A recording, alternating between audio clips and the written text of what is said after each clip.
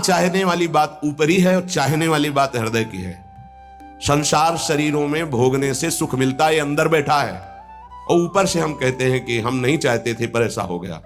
नहीं, अगर ये बात अंदर बैठ जाए कि हमें नहीं चाहिए ये झूठे सुख, तो फिर कोई परास्त नहीं कर सकता। तो बोले जानकारी होने पर भी प्रयोग क्यों नहीं हो पाता? किसी वस्तु से, किसी पद से।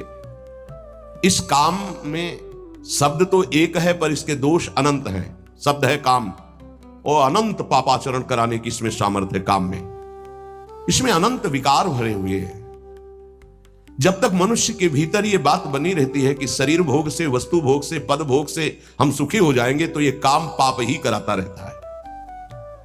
निर्दोष, निर्विकार, निष्पाप होने के लिए इस काम का मर्दन करना आवश्यक है। सहने से ये नष्ट हो जाते हैं। शास्त्र निषिद्ध कर्म ये काम ही कराता, प्रारब्ध नहीं कराता। प्रारब्ध से शास्त्र निषिद्ध कर्म जो किए उनका फल आता है सुख दुख। अगर शास्त्र प्रतिपादित है तो सुखद आएगा, शास्त्र विरुद्ध है तो दुख आएगा।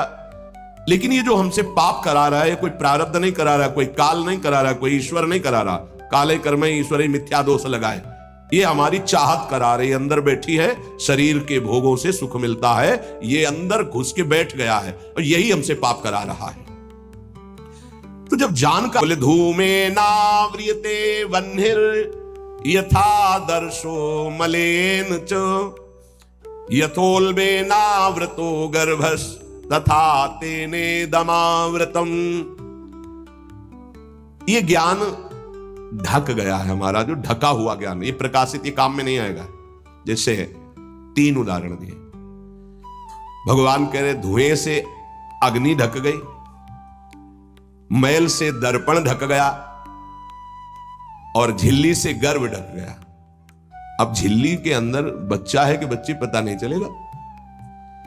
दर्पण है, हम काले हैं कि गोरे हैं पता नहीं चलेगा, क्योंकि मैल से। धुआं होने के कारण पता नहीं चलेगा कि अग्नि है, पर बहुत जल्दी उसमें अग्नि प्रकाशित की जा सकती, फूंक मारो अग्नि पैदा हो जाएगी। भगवान ने 3 उदाहरण दिए। उपासक में ये 3 तरह से ज्ञान ढक जाता है, तब काम अपना प्रभाव दिखाता है। 3 इसकी स्थितियां हैं।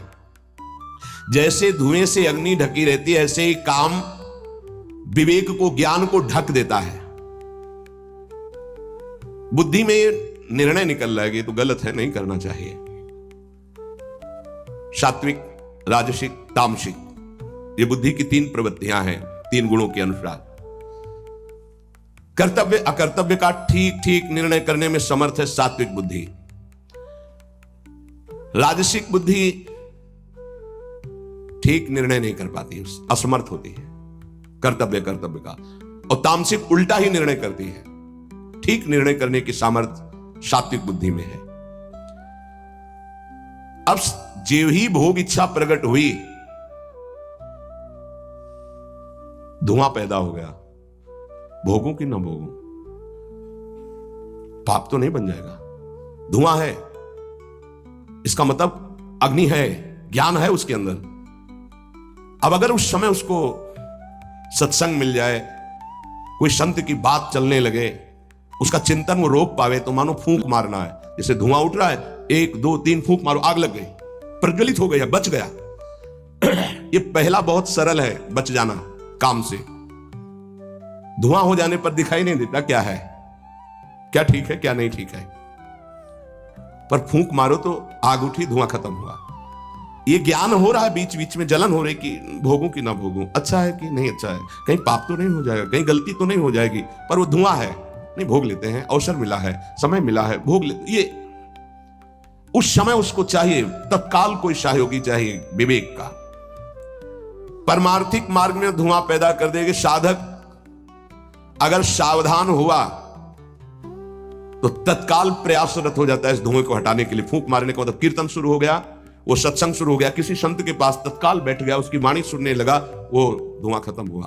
फूंक लगी, आग जली, धुआं खत्म, ठीक निर्णय हो। नहीं नहीं, ऐसा नहीं करना। उत्पत्ति विनाशशील जड़ वस्तुओं में प्रियता, महत्ता, सुंदरता, सुखद रूपता, ये काम पहले पैदा करता है। ये सत्य है, इसमें सुख मिलेगा, इसमें बहुत सुख मिलेगा। अरे अन्य शरीरों की अपेक्षा मनुष्य शरीर सर्वश्रेष्ठ है, इसमें विवेक है, हम कैसे ऐसा पशुवत आचरण कर सकते हैं? नहीं, अरे मन नहीं, तेरी सलाह नहीं। अब वो फूंक रहा है, आग पैदा कर रहा है, ज्ञानाग्नि पैदा कर रहा है।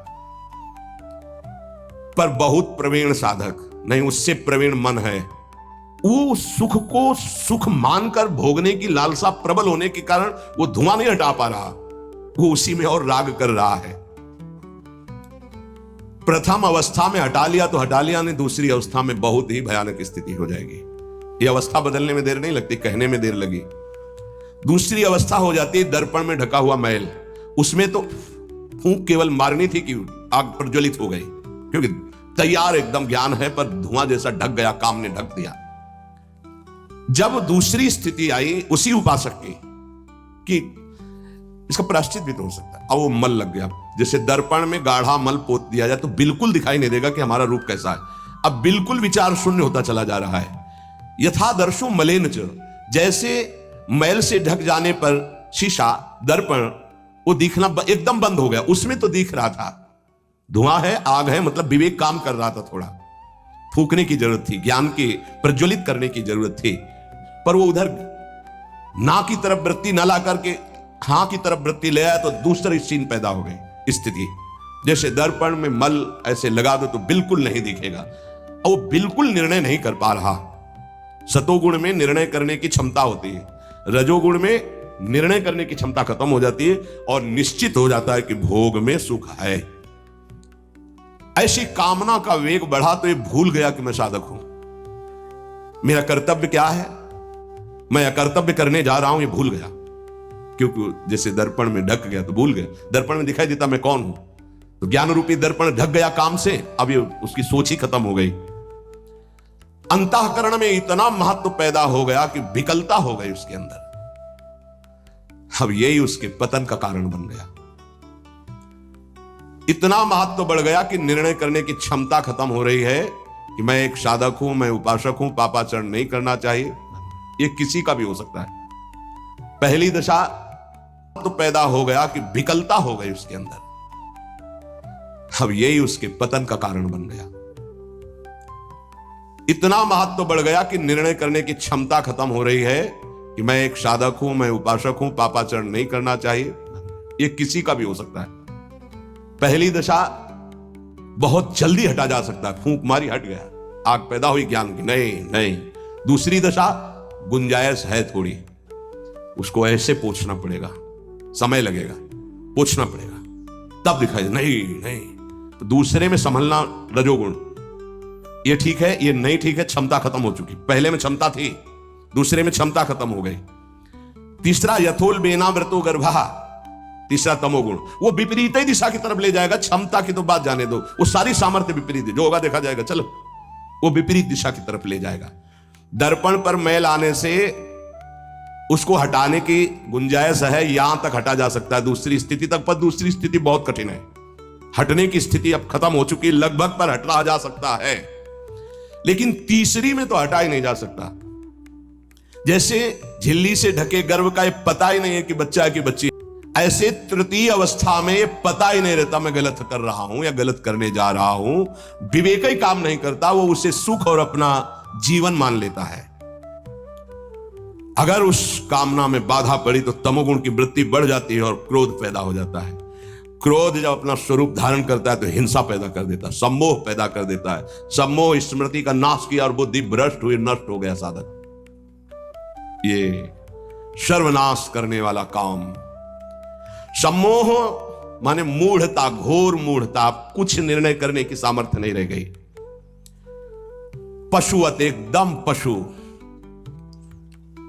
अब उसमें जब वाणी खुलेगी तो झूठ, आचरण होंगे तो कपट, व्यवहार होगा तो बेईमानी, कर्म होगा तो अन्याय और पाप, गुस्सा आएगी तो अत्याचार, हिंसा, इसके सिवा और कुछ नहीं।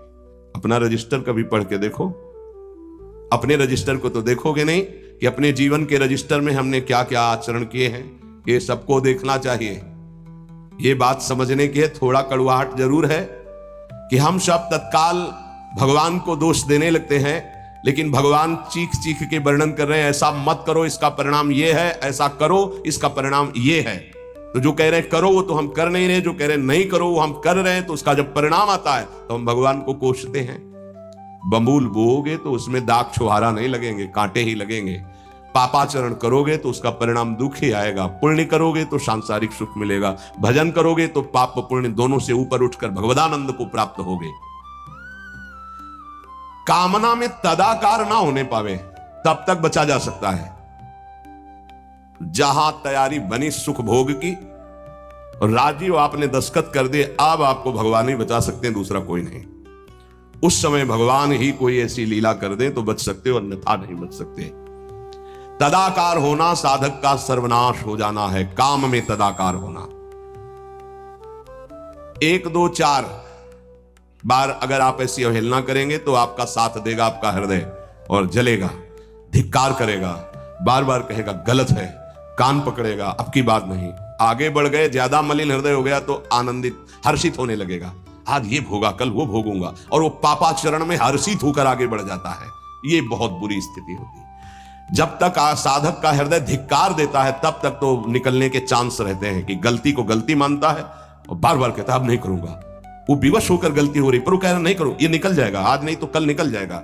लेकिन जो राजी हो गया है, जिसने इस महान पाप को अवगुण को गुण मान लिया है, निकलने की संभावना नहीं, क्योंकि तदाकार होकर उसी में लग गया।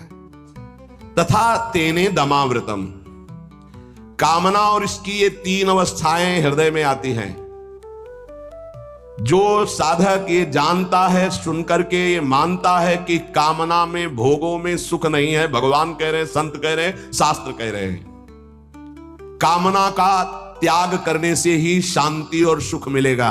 त्यागाच्छांतिरंतरम, कामना आते ही फूंक मार दो तो धुआं नहीं बढ़ पाएगा और दूसरी दशा नहीं आ पाएगी, दूसरी स्थिति काम पैदा नहीं कर पाएगा, वो दर्पण में मैल, तीसरी में तो सवाल ही नहीं उठता कि बच जाओ। परमार्थ का रुचि रखने वाला साधक कामना को पहचानना सीखे और जहां काम अंदर आवे तत्काल उसको नष्ट करना सीखे। नष्ट करने का उपाय है नाम कीर्तन, भगवत गुणानुवाद, सत्संग, श्रवण। किसी संत के समीप तत्काल बैठ जाओ, किसी साधक के समीप और चर्चा करने लगो, काम की नहीं, भगवत चर्चा। ये भी बताने की जरूरत नहीं कि मेरी स्थिति गड़बड़ है, थोड़ा मुझे कुछ नहीं, उसकी चर्चा नहीं। अगर ऐसा बोले तो उसकी सत्ता दृढ़ होगी। शांत, थोड़ा मन विक्षेप में आया, ऐसा लगा कि आपसे वार्ता करें तो थोड़ी देर आप सुनाइए, गोपी गीत सुनाइए, आप चतुराशी जी का थोड़ा कुछ, आप कुछ प्रभु के विषय में कोई सिद्धांत की चर्चा, सत्संग लगा दीजिए, सत्संग सुनने लगिए, एकांत से हट जाइए, बाहर मैदान में आ जाइए। तो किसी भी तरह से आपको उस समय बदलना है, चिंतन बदलना है। भगवान ने काम की 3 अवस्थाओं का वर्णन किया। ये वर्णन करना केवल आपको पहचान बताने के लिए है। कामना शब्द बोलने में देर लगती, बढ़ने में देर नहीं लगती। इतनी तीव्रता से वो प्रथम से दूसरी, दूसरी से तीसरी, और वो क्रिया में उतार देगा। इसीलिए हानि हरिवंश के नाम अंतर पड़े, लाभ हरिवंश उच्चरत वाणी। नाम चल रहा है तो विवेक ठीक है, वो बचा लेगा आपको। कामना के बढ़ने में देर नहीं लगती। कामना बढ़ने पर फिर कोई विचार की गुंजाइश नहीं रह जाती, अनर्थ परंपरा चल पड़ती है। पाप, संताप, दुख, कामना, फिर ऐसा कि आप 100 बार कसम खाएंगे फिर वहीं फिसल कर खड़े हो जाएंगे। देख लीजिएगा, 1000 बार प्रतिज्ञा करेंगे, एक नहीं 1000 बार, और काम वहीं रौंद के गिरा देगा पक्का। पहली कदम पर यदि से रोकना सीख गए तो बाहर निकल जाएंगे। और हरि शरणागत है तो निकलना तो पड़ेगा ही, वहां टिकने तो देंगे नहीं। हरि इतने कृपाल है, पक्का जलाकर तुम्हारे हृदय को वहां से भगाएंगे, पक्का भगाएंगे। नहीं नहीं आज से अब नहीं। फिर वो ऐसी दीवाल बनवाते हैं, चुनवाते हैं आसपास कि रास्ता बचेगा तो एक ही, हरि शरणम, दूसरा रास्ता नहीं। इसीलिए भगवान का आश्रय लेकर भक्ति करने वाला उपासक बहुत जल्दी विजय प्राप्त कर पाता है इन विकारों पर, अन्यथा मार के गिरा देते। बहुत बड़े विजयी योद्धा हैं, काम, क्रोध, लोभ, मोह, मद, मत्सर। हरि बचावे, वैसे कहा भी है हरि ने कि मामेवे प्रपद्यन्ते माया में ताम तरन्ति, मेरी शरण में आ जाओ तो बच जाओगे। समस्त दोषों का नाश, समूल काम का नाश, समस्त संबंध विच्छेद, ये एकमात्र भगवान का आश्रय लेकर भजन करने से हो जाते हैं। घबराना नहीं। प्रार्थना है अपनी तरफ से, 1000 बार फिसल जाए तो 1001 बार भी हिम्मत रखें, पड़े ना रहें। आखिरी श्वास तक हम बाजी जीतने की कोशिश करेंगे, क्योंकि ये खिलाड़ी किसी और के नहीं, हरि के ही हैं। ये काम क्रोध लोभ मोह मद मत्सर्य किसी और की सामर्थ्य से सामर्थ्यवान नहीं, मेरे स्वामी की ही सामर्थ्य से सामर्थ्यवान है। जिस दिन हमारा अहम धूल धूसरित हो जाएगा तो 1000 के बाद भी हम उन पर विजय प्राप्त कर लेंगे। इसलिए किसी भी स्थिति में कोई भी उपासक निराश तो होवे ना। प्रशंसनीय वो है जो इस समय विकार से लड़ रहा है, हर विकार को रौंद रहा है और अपने हृदय की मलिनता को सामने रख रहा है। कौन है हृदय की मलिनता को रखता है? प्रशंसनीय वो है इस समय जो अपने जीवन को संभाल ले। भगवान की असीम कृपा है उन उपासकों पर जो यौवन अवस्था को पवित्र करके चला रहे हैं। सातरति सातरति सा लोकांतारयति। आप प्रभु के लिए इतनी जलन सह रहे ना, वो बहुत कृपाल है, वो देख रहे, एक एक सेकंड का हिसाब होगा। आप लोग ऐसा ना समझे कि आप जो कष्ट सह रहे हैं, आप जो जल रहे हैं, आप जो बेगों को सह रहे हैं तो इसका कोई परिणाम नहीं, भगवान बिक जाएंगे। ध्यान रखना, वो देख रहे हैं, उनके लिए तुम सह रहे हो, उनके लिए सह रहे हो। समस्त विषयों का आक्रमण साधकों के हृदय में, तो क्या जाने विषय पर, जो मनाया सो खा लिया, जो मनाया देख लिया, जो मनाया भोग लिया, जो मनाया सूंघ लिया। चलो एक साइड में आके देखो तब तुम्हें पता चलेगा। इसलिए हमारी प्रार्थना मानना, कभी भी किसी भी स्थिति में उदास निराश और कदम पीछे मत हटाना।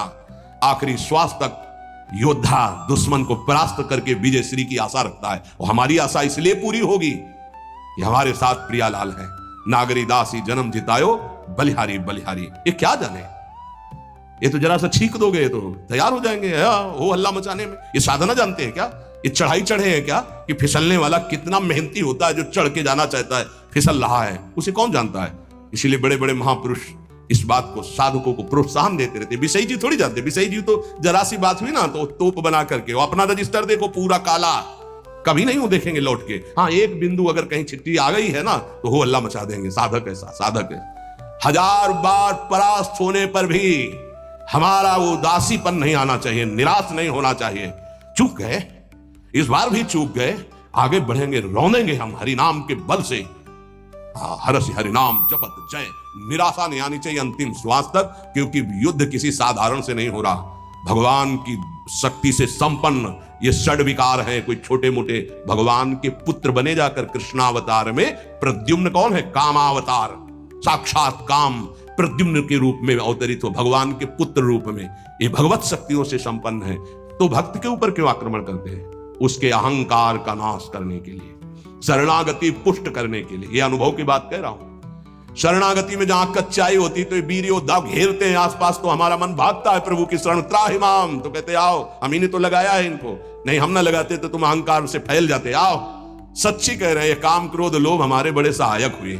जब जब ये तीर कमान संधान किए तो भाग पड़े अपने लोग, हरिश शरणम, क्योंकि दूसरा रास्ता ही नहीं है। तो प्रणाम है इनको कि इन्होंने भगवान की शरणागति पुष्ट की, इन्होंने भगवान का आश्रय दिलाया। अगर ये जलाते नहीं तो इधर आना ही नहीं होता।